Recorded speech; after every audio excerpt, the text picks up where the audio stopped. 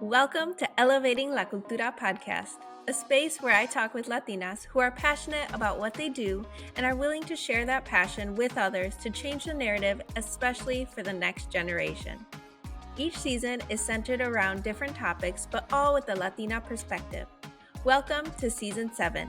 I'm so excited to share these stories and hope they will offer encouragement, wisdom, and be something that you can relate to. So vámonos, and let's get into it. Hola, today I have a great conversation about pivoting and life as a Latina business owner with Rosalie. Rosalie is the CEO and founder of Portecua Consulting, a Latina-owned business consulting firm that is on a mission to help impact-driven entrepreneurs achieve their goals with a peace of mind. She specializes in helping businesses evaluate, protect, and optimize their operations with a risk lens, which allows her clients to scale in a confident and sustainable way. Rosalie has over 13 years of experience in strategy, operations, and transformation, and holds dual degrees in business administration and Latin American studies from UC Berkeley, as well as a CPA and CIA. She founded Portecua Consulting because she believes we all deserve equal access to the mindset, tactics, and resources for success, and she envisions a future where our businesses and careers are thriving and making an impact. Please enjoy our conversation.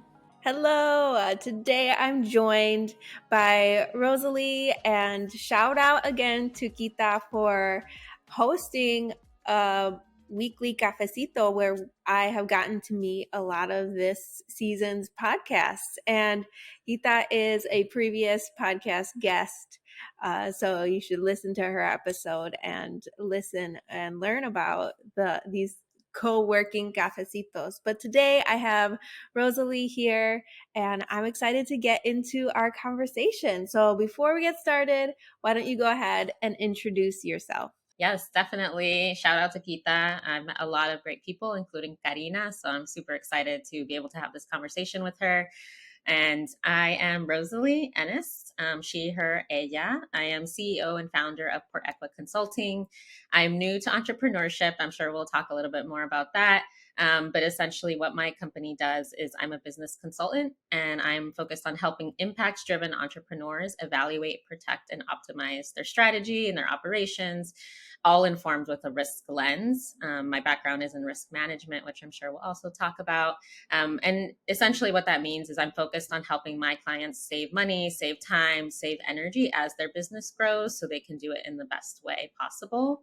I am here to work with individuals, with teams, with companies that share the drive to make an impact and to help their communities and make change. And that's part of the reason why I founded this company. And I do really believe that we have the ability and that we have the drive to create these safe and authentic spaces so that we can grow and we have the tools that we need to succeed. So yeah, a little bit about me and let's get more into it. Yes, I am really excited to have this conversation, especially for our entrepreneurial listeners. I think this is an important conversation, and a lot of we as business owners think about all of this stuff and sometimes get overwhelmed because, especially as a creative entrepreneur, I want to be able to focus on the creative side. And sometimes entrepreneurship gets overwhelming when we have to think about all of the technical things in our business, all of the liability things in our business. And so having someone who can support us through that and teach us how to think about protecting ourselves and just building a stable foundation in our business is huge. So I'd love to hear the story of what brought you to creating this company. Yes. It's what's brought me to entrepreneurship. I think I always knew that I would end up here somehow. I didn't really know how or when or what that path would look like. I think I kind of just take life as it comes and the different challenges that you face and kind of pivoted decisions that you have to make. And now I ended up here about a couple months ago.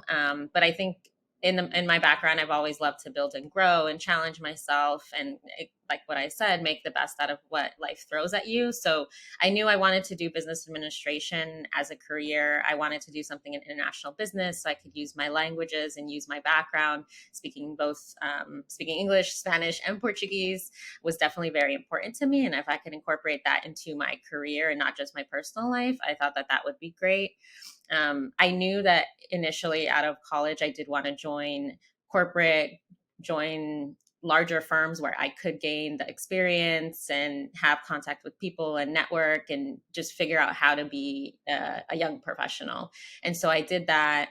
And then it kind of came time to decide if I wanted to do that rotation, and I knew I wanted to do that. And so when it couldn't happen at that company at that time, I started exploring other options. And I'm always about just, keep moving, keep figuring out, keep understanding what your options are. And so I discovered internal audit, which is essentially risk management at a company. So you were working internally at that company. And if you did it at a large global company, you could also travel because you would go and do audits and do projects at different locations that they had. So they're different offices. And so I did that. I did that for 5 years. I traveled a ton. I loved it. I got to see not just travel and see the country or the cities that I was in, but I got to go and look at different operations and how they managed their finance processes and their HR, how their culture was there in terms of their team culture at the workplace, and learned manufacturing, warehousing, on top of kind of the normal financial processes from their office. I moved up very well in that space until I kind of realized, all right, my growth, even though I was getting challenged, my growth then was ready for the next step. And so I wanted to go somewhere else and help be the leader in that organization or in that function, and kind of help them build out what I had just done at the company that I was at, which was a large prestige beauty company. And so I found another company that was apparel. I've always been in CPG, so I love tangible products, I love tangible services, I love serving the consumer and those types of companies. And so I still lean toward another company that was also apparel, that was a great donation model on top of their great product. And so I got a great experience there, continue to learn about operations and processes, stakeholders, and how to really build a function from scratch. From there, my journey kind of took a little bit of a turn. I had already thought about entrepreneurship, in the back of my head. It was always there, but I wanted this last step at that company that I was at. From there, the economy obviously took a little bit of a turn the last few months. And so I was laid off. And that was almost the pivotal moment out of all the experiences that I had gone through. I wanted to travel. I was working with people. Teams start to change too. You kind of outgrow spaces that you're in, and you also think about the workplaces that you're in. And as you move up, you also learn what else is present in the workplace. I mean, you hear like, oh, well, it's all politics. And so I started to see some of that. And so then in the end, then I found myself now at this company where I was being laid off. And so I really just wanted to kind of take my power back after all these experiences I've had, some great, some not so great, and build my own company and really just have my own freedom. And I knew that if the only way to truly kind of care about yourself, care about your people, was to build your own company. And at that point, I felt like I had everything in my skill set to come back and just kind of trust the magic of new beginnings and say, hey, like this is telling me like it's ready, like you're ready. We're ready to start Portecua Consulting. And that's how it was born in February of 2023. I think a lot of people right now, at least the people that I am talking with, in community with, are in this season of pivoting. And I kind of feel like I've been in this season of pivoting for like 3 years, because the pandemic kind of forced a lot of already established entrepreneurs to pivot and rethink how they offer their services or rethink their business model. And I think that pivotal moment was also Well, I think that a lot of people in corporate who were laid off, like around that time a few years ago, also kind of jumped into entrepreneurship because it was like, okay, well, this is my chance. I have nothing else to do right now. A lot of people were like starting to adopt new hobbies and then saying like, okay, how can I make this into a business? And so I think right now as well with the economy, people are seeing another pivot, or at least entrepreneurs are having to pivot again or add more services, or even if you're in corporate, you're pivoting like to something else, like you said. So I think with this increased layoffs that we've seen in the past like 6 months or so, a lot of people are taking that opportunity to start their business or look for something new. So I think that this is a great conversation to have during this time of transition for a lot of people in entrepreneurship already, but then also um, people in general. So how has the pivot for you been? Like, were you laid off and then you were like, okay, let me dive headfirst into this entrepreneurial journey? Were you already like thinking about the business that you wanted to launch before the pivot actually happened? Like, take me through that period of like last year into like the beginning of this year.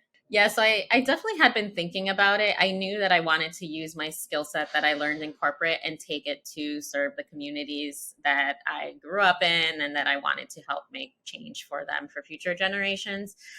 So I already had an idea, especially during the pandemic when there you needed to lean on community for a lot of the things that were happening. There was social justice and social unrest, and you're going through unconscious bias trainings at work, and you're realizing that everyone has these unconscious biases that we need to kind of address, or we need to be comfortable being uncomfortable and just sit with like, why do we think certain things, and like, is that how we grew up, is that something that we've seen, and just kind of realizing everyone has their own story. I ended up in my corporate job being part of their diversity group and helping an enterprise-wide program for 6 months, which was great. And so there I got trained on unconscious bias. I brought it back to my team. And so part of it was like, this is a risk. Like if we're not able to address our biases, like it helps us in our company and how we operate and how we kind of function as individuals. And so to me, that was a risk that I really liked to kind of talk about and address. So I started thinking about like, how can I do this in my job and kind of help companies and help individuals kind of unlearn and relearn, not even just from a DI perspective, but just from like a workplace toxic workplace environment, and like how to navigate those, because we also realize like as we have more years and move up, you start to notice things as well. So I was kind of thinking like, oh, I could do something like that, and incorporate that as a risk, and then also address other things that I've worked on in my career with financial risk and operational risk and thinking about how to manage your inventory. And so I started thinking about it. I have a ton of screenshots in my phone in different folders, and I'm like, oh, I like this and I like that. Even everything from like, I like these colors. I like how this is laid out in terms of kind of the graphics, and thinking about all of that. But since that other role came into play, I decided that was kind of the next step I needed. So then when I got laid off, I was like, all right, let me pull all of this kind of that's been in my head, pull it back up, and then Portecua Consulting, came about, and I was able to bring it to fruition. And what you talked about in terms of entrepreneurs and people pivoting, I kind of love all of that and all of the energy that it's bringing. There's a lot of people going into entrepreneurship. It's like a whole new world. I feel like where we didn't have a seat at the table, we're almost creating our own table to be at and to share community with, and to have all these successful people. And then the more we have more successful people, we're going to be supporting each other. And so we almost build our own table and our own ecosystems that can work together, obviously, but also we're all have kind of equal access and equal opportunity to be successful, because that's part of something that I really want, is that, equality is definitely is one of the values of Portecua Consulting, because I want us all to have equal access and knowledge and the resources to succeed, whether that's in our businesses, in our personal life. And my angle for that is a risk mindset, and just always thinking about what risks do you have, what are you weighing. You're weighing your weighing or prioritizing your pros and cons of making decisions. You're always making risk decisions. And so I want to help people with the mindset, and then also strategy, also more tactically, where you're actually analyzing, is this process working, is it not working, and doing more kind of gap assessments and something a little more technical. But yeah, so it's been in my head, and that's kind of how it all came to fruition, and what was, how it came about. I think the mindset piece is a huge piece when you are building a business. And when you add the layer of your Latinidad to it, I have really found that I've been an entrepreneur for 14 years. And with the first business that I built as a wedding photographer, I didn't take into consideration what preconceived ideas that I grew up with, how that impacted the way I was building my business. And I was kind of in this delusion, or this state of like, oh, well, it should be easy because I see everyone else around me doing these things and it's working for them. Why is it not working for me? And it is an extra layer of work that we have to do as Latinas when we are building a business, or even just entering the workspace. Um, and it's things that we don't even realize are there. And it's not until I have built this community and have been having these conversations that I have even been aware of how my preconceived ideas and how my lived experiences and my parents' lived experiences and the generations before them have impacted the way I think. And so it's like we're doing like extra work. Not only are we having to really think about our mindset as women in the workplace, in entrepreneurship, we're having to also think about how our Latinidad has, like those ideas that we have been passed down, like might be contributing to limiting beliefs and might be contributing to places that we are maybe stuck in our growth or scared to grow, like even money mindset ideas, um, like entrepreneurship ideas, even as a creative, like I've had to really separate this idea of a real job versus, and I'm saying quote unquote real job, and like getting a degree and being able to separate that and not equating success with just one thing, that like my parents have told me that this is success, or like this is not success, this is a hobby, this is success, this is. And so it's a lot of extra work that people do. And so I really appreciate the fact that you bring up that mindset work is part of what you do when you are working with your clients and small businesses and companies to help them achieve the next level of growth. But I know, like, as a Latina, like, you've had to do all of this work as well. How has it been for you to um, work through all of these mindsets for yourself in order to help other people? Like, how has your lived experiences helped or impacted you in your own business building? Yeah, I mean, everything you said definitely resonated. There's like this world of all this all these intersectional identities of you. So like I am Ecuadorian, I am also Portuguese. I might come from parents who were divorced. I grew up in the Bay Area. Like all of these things influence how you grow. And so it's been good to see now that more and more people are talking about it. You can kind of see what things that you have in common, and then also maybe how you are different. So you don't realize, like you said, that extra layer that you've had that is in your mind and is almost ingrained because that's just how you grew up. Especially when you come to the workplace too. There was in my other job, in term even microaggressions, that's been a big topic in my old job. With the pandemic, you were at home, right? And so there was an article that said if you're at home, you experience less microaggressions. So it's almost like women and people of color wanted to be home because it was easier not to experience those microaggressions, or kind of have that extra layer of effort that you have to bring. So it's kind of, I never would have even kind of thought about that. So that was a very interesting article to look at and say, like, yeah, there is kind of an additional effort that you have to bring in order to succeed in your workplace. And just being knowledgeable of things like that already helps and improve your mindset.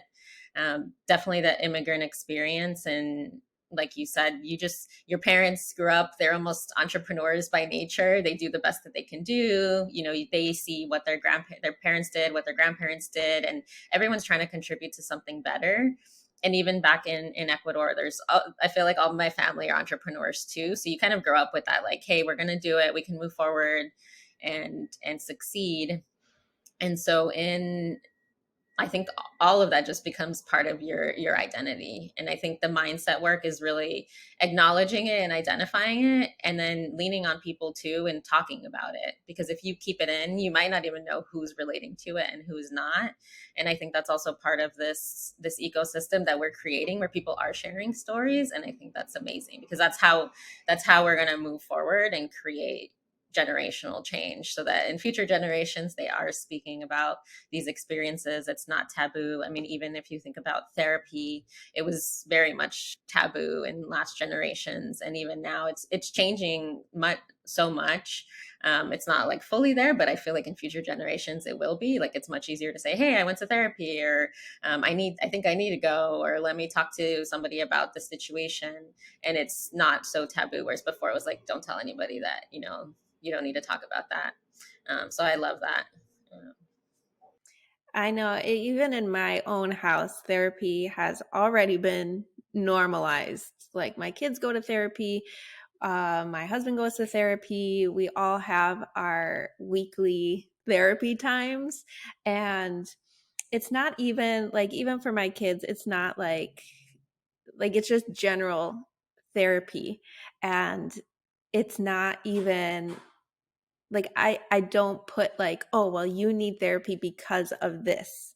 It's like, okay, well, you have your therapy session. You can chat with your therapist about this specific issue when you have your session, or like if um, they're needing to get a different perspective on an issue. And I'm like, you know what? Why don't you talk to your therapist about that? So it is like, I have such excitement and hope for the next generation, because their emotional well-being will already be at a place where, like, I haven't achieved that until, like, or I haven't had access to that help until I've become an adult and have been an advocate for myself. And so I am excited for the next generation and just this normalization of therapy, and even like having community. Like you said, like it's not until we are in community and are having these conversations and sharing stories that we realize that we're not alone in these experiences, that we're not like, it's not just us. Because when we experience microaggressions and we are the only person that is experiencing that, we think that there's something wrong with us, or we're like, oh, am I making this up in my head? Am I overthinking this? Is this, I just need to let it go, because that's what we're conditioned to do. At least I was when I was younger, and would bring up comments to my parents or someone else, and they'd be like, oh, you're thinking too much about it. It's not that big a deal. Just let it go. Like, oh, they don't know. They just said something. Or like, we're taught to be empathetic and understanding of them making these microaggressive comments towards us. And when we don't have community to like freely talk about it, or like even just like let it off our chest or our minds, like we think that there's something wrong with us, and then that cycle continues. So I love the intentionality of the communities that are forming, especially that have formed over the past 3 years because of more online connection.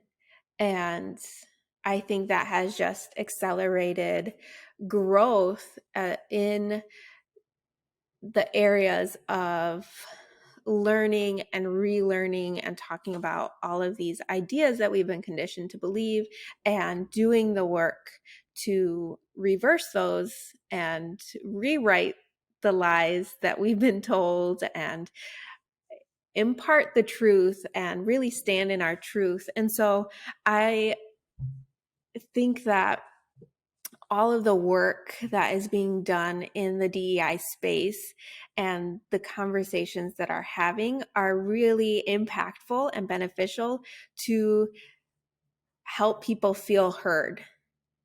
But then there's, on the other hand, like I'm also hearing like, oh, well, we have to have another DEI training. And these are like from people who don't necessarily benefit from it. And it's like, oh, we already heard. Are we still talking about this? How do you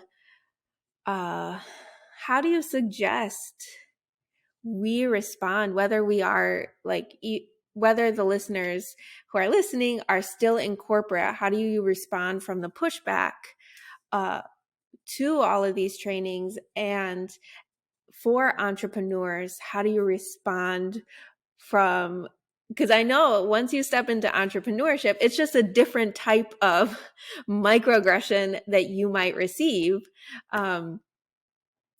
So how do we, as the people who are experiencing that,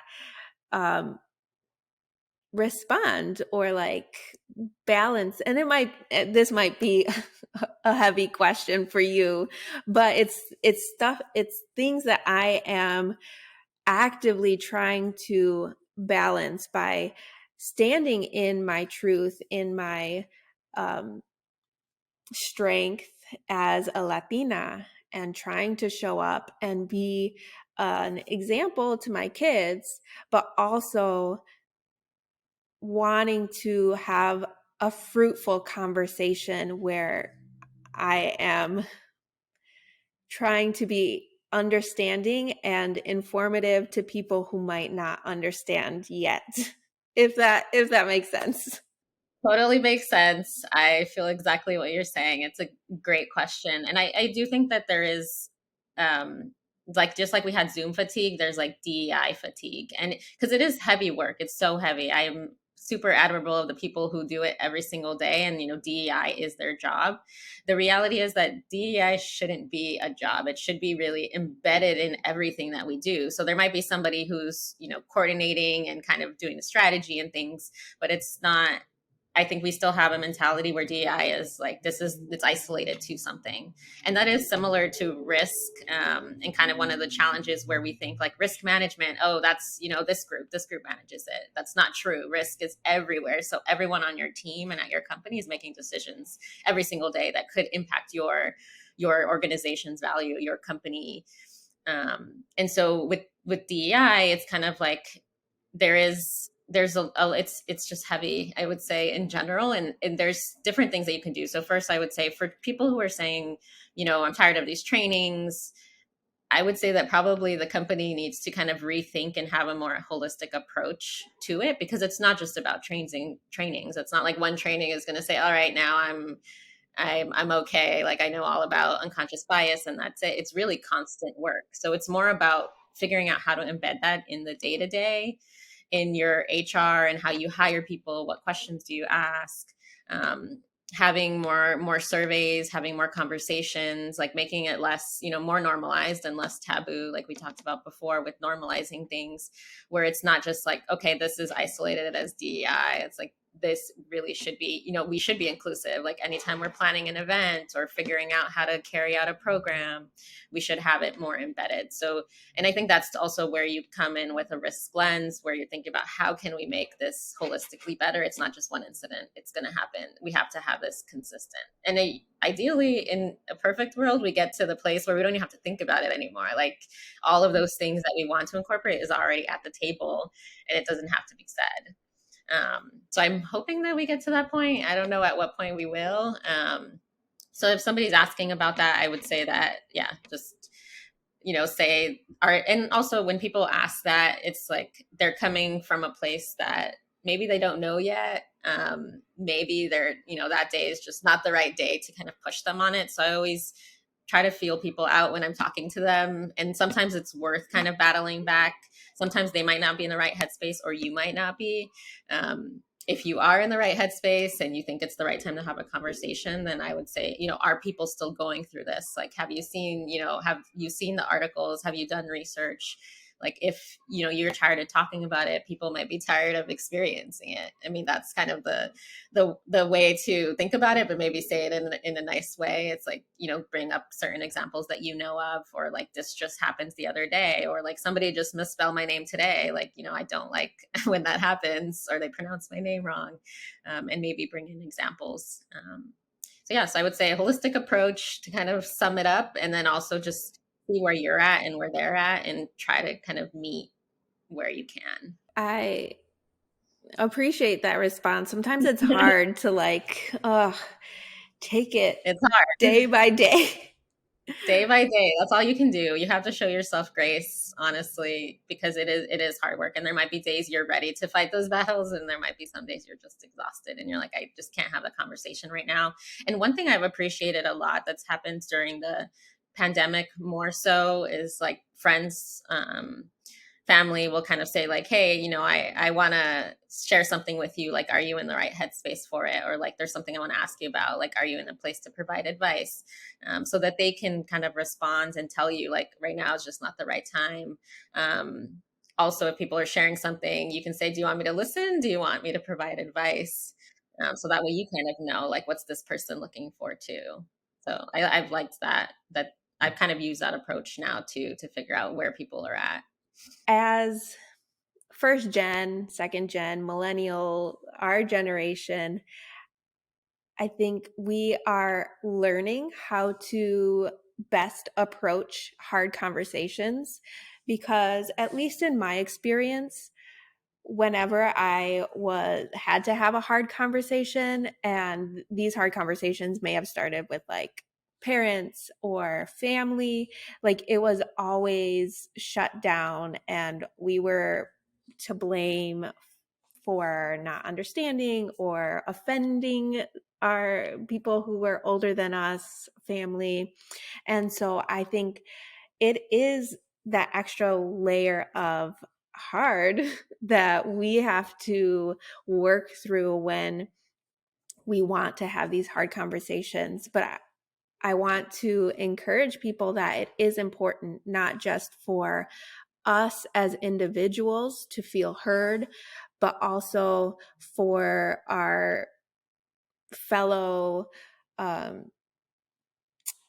coworkers and other people who are experiencing the same thing, but maybe just differently. I think of my friends who have different cultural experiences, that when we share our own experiences, we open up the conversation to like have people share their own like cultural significance or cultural holiday significance. We open up the conversation for people to share more freely and to step into who they are in a safe space. So not only are we advocating for ourselves when we have these hard conversations, but we're creating that safe space for other people to feel safe having those conversations. So this is important work, even though it might be hard. It's definitely important work. And we talked earlier about mindset. I think part of the mindset too is that, like you said, we're all different generations. So whereas our families, our parents and grandparents might have come from a mindset of survival, like we have to also think about that, like how they grew up, and like maybe they're not ready to accept 100% of what we're saying and fully transition into kind of this better mindset. But as long as we can get them a little bit, I think that's okay. Like that's what they're able to do, and they are hard conversations because I've definitely had them myself. But they're good conversations, and then we move the needle a little bit more, and then future generations will also move the needle more. So it's like what will have the greatest impact too is like we do want to change our older generations. We definitely want to change our younger generations so that they can move forward with the best mindset possible. And instead of just survival, now they have these safe workspace, safe places and environments, whether it's workspaces or your own personal environment to connect, to kind of thrive in and be themselves in. So I know that as an entrepreneur, when we are building or pivoting or starting, transitioning, there's a lot of risk that we are having to think about every day. So, like, we think that, okay, we are taking a risk when we even launch our business. And when we get into entrepreneurship, we realize that there's risk in all the decisions that we are making day to day, financial, liability. I think I mentioned these in the beginning. Like, there's a lot to think about. So, and it can be overwhelming, and you might not even realize it until you're already in the thick of it. And I know that when I was building my business, I built it to the place where I was like, okay, we can grow. But then I was like, do I want to grow in this direction? And the answer for that for me was no, I don't want to continue growing this in a way that I see it being done and replicated and profitable. So I decided to completely pivot and start over. So I was going from like potential like company mindset in my business growth to going back to solopreneur and starting over. So I am at this place now where I can see like, okay, I do want to grow so that I have a team. I do want to start hiring, and even making that first hire is scary. How would you recommend small businesses, whether you are starting out and thinking about all the risks that you're going to have to take on, and maybe an entrepreneur who is at that next level and it's a new set of risks? Like, how would you like give advice or help us think of the first few things that we need to keep in mind when trying to assess the risk and being confident in taking that step? Yes, definitely. No, I love all of the points that you mentioned. So it is exactly a risk journey. So there is risks at every single point, whether you're opening, whether you're already, operating, are things working appropriately, or you're trying to transform or pivot. So at every single point, you're doing some type of risk assessment.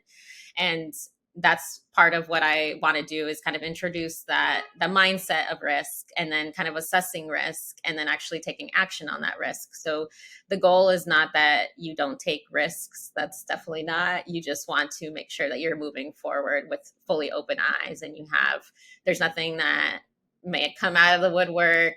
You're not in the dark about things. And so just making sure that you are assessing that risk is super, super important. So starting out with that mindset, I would say that if anytime you're embarking on a decision within your company, or if you're trying to pivot your company and do something different, it's always to think about it strategically. Like, is this the right move? What are the pros and cons of doing so? Is there a way that I could do this pivot in a different way? So like maybe I don't pivot my whole, photography company right away and just kind of shut it down. Do I transition it slowly and start to, dwindle down my clients or close them out slowly, but not take on new ones? And then you kind of pick up your other pivot. That might be an easier way, so that you think about the transition. And we call that change management risk. So as important as it is to also make those decisions, it's how do you manage that change is super important. And especially if you have a team, they're going to think about things differently. You're going to have to manage that message with them very appropriately so that they understand where it's coming from. Because then what can happen is, in terms of culture and workplace, is like, all right, well, now nobody's telling us what decisions are being made or why they're being made. We're just changing. And that could start to harbor certain feelings in people. And then that changes your culture. I would say, so the top things I would think about is your tone or your culture. So like how to manage that change. And this is assuming that you've already made the assessment and kind of said, all right, I'm going to move forward to this change. So you've done your first initial risk assessment. You've decided to move forward. Second, you want to think about the change management aspect of it. And then third, just think through kind of, I guess it goes along with change management, but your procedures and your systems. Like, are you ready to pivot? Do you have your procedures kind of laid out, at least at a foundational level? Do you know what systems you're going to use? Do you know your numbers too? So anytime you're making any decisions too, like think about numbers. Like even if you are a creative, it's adding that additional mindset to you about numbers and what does this mean in terms of your finances, or getting additional help to help you with that. So I think part of entrepreneurship too is recognizing where your strengths are and where they're not. And if you're willing to learn something new, that's great. I'm wearing a ton of hats right now, but there are some things where I was like, oh, I might not want to learn this right now, or that's not worth my mental capacity to learn. So let me have somebody else help me with that. And in that way too, you're also supporting other entrepreneurs or other communities. So I kind of love that aspect too. So yeah, so that's the advice I would give. It's definitely okay to pivot. Risks depend on your risk appetite at that moment in your life too, because we all go through life changes, and you might maybe 5 or 10 years ago not have made that decision, but then now you do decide that this is the right pivot. So yeah, so just consider your risks always, and that's what I'm here to do, is to help you consider your risks and make sure you're not in the dark. I will also just add that I do have a lead magnet or freebie that you can download. So I created this for businesses that are successful. They've gotten initial traction. They have customers. They have a service. And so now they're thinking about, all right, what are the next steps? And so there's five different topics that I talk about in there. One of them, a few of them that I mentioned here in terms of your tone, your numbers, your procedures, and your systems. And you can download that on my website or within Instagram or LinkedIn. You can get to it as well. And it's called 5 Steps to Jumpstart Your Journey Now. And it really just kind of encapsulates all the information and knowledge that I've gotten and gets you on a start to your risk journey. So I'd encourage you to download that too if you're ever making decisions, or if you're an entrepreneur and just want to see like where you're at. Why don't you share where people can find that download and where people can find you on social media? Amazing. I would love for all of you to come and say hi and chat. I hang out on Instagram and LinkedIn at Portecua Consulting for both. So that's the same. It's the same handle. And then I also have a website. So it's www.portecuaconsulting.cpa. So I am a CPA. So I decided to use that domain and it's worked well so far. So again, that's www.portecuaconsulting.cpa. So check it out. It is a coming soon website, but it does have information on how to get in touch with me. It has the freebies that I have. So I don't just have one for businesses. I do have one for individuals as well, because I believe everyone should have a risk mindset. And that's part of my vision, is to empower everyone with a mindset, with a risk mindset, no matter their background or their role in the world. So you can also download that one. It's a quick page. It's a good one to have over cafecito. And that one's called 3 Things about Risk to Know Today. And yeah, so I'm excited to launch into entrepreneurship. I'm excited to open this risk space that is safe, and also just share stories and build a great community. I think the work that you're doing is so important, especially because if we are, in entrepreneurship, especially as Latinas, I believe that we really care about the team that we're building, especially if we come from corporate and have experienced the stress and negative comments and the this mindset that you're always having to work so hard to prove yourself. Like, we as Latinas don't want to have that in our own lives, especially in our own companies. And we don't want to create that environment for the people that are on our team. So I think this is a super important conversation to have. And I am so thankful that you are creating that space for, like you said, like a safe space for us to be able to figure it out, and so that we have someone in our corner helping us take that next step. Because a lot of times we may be ready for that next step, but we may be scared because we don't want to build something that is something that we didn't like in the past, like whether it's corporate or another small business that we transitioned out of. So I am thankful for this opportunity that you are giving to have this conversation. What advice would you give for the next generation? I talked about this a little bit earlier, but show yourself grace. I'd say we're all learning, we're all humans, we all have these intersectional identities, whether we, have control over them or not sometimes. We have these different identities. So just as experiencing life, as you go to events and are trying to network and you may get a little anxious, like, anything from that to putting on, big projects as you embark on your daily life. Just show yourself grace in everything that you do.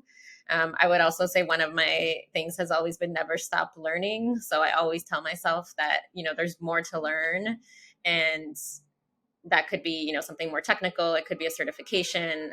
It could be in the DEI space, but just really never stop learning. There's always something new. And even as I'm going into entrepreneurship, I was in this corporate world for so long. And, I knew about entrepreneurs and small businesses, but now I'm like, wow, that's a small business and that's a small business. And how are they doing? Like, can I help them? There's like this whole new world for me. And so I just have in my head, never stop learning. And then I would say the third thing is always advocate for yourself. Like, you are your number one fan. You are the one who's going to care about you at the end of the day. And so wherever it is, whether personal or work, like, advocate for yourself and don't be afraid to speak up. It is extremely important. And if you feel a little bit scared or anxious to do it, like, lean on somebody else or ask them for advice, or somebody that you kind of look up to. Make sure that you talk to them and they can probably help you through it. So yeah, always advocate for yourself, never stop learning, and show yourself grace. I love that. I think as a daughter of an entrepreneur father, that's one of the things that I learned from him is never stop learning. He learned, like, if he didn't know something, he figured it out, and he went to either school for it or asked someone or hired out for it. And I love that advice. I know that your big goal is to get this business up and really out there in the world. But is there anything else that you are really excited about this year? I mean, you said it. I feel like launching my business was my very big goal of this year. So I did that. I think under that is building this community, starting to build awareness, starting to build my brand. I think those are really my big goals, and kind of just giving value and talking to people and understanding where their needs are. What are they scared about in their business? What's top of mind for them? And so then, probably the next goal of that is to roll out whatever my signature services are going to be, and just help clients scale their worth, because I think we all know our worth. We know that we're worthy of great things. And so my goal is to help clients scale their worth. I love that. I think that is a good little tagline or slogan, is scale your worth. One that I'm working with. Yes. But I think Yeah. it's super, super important, and we all are worthy of greatness and success. I love that.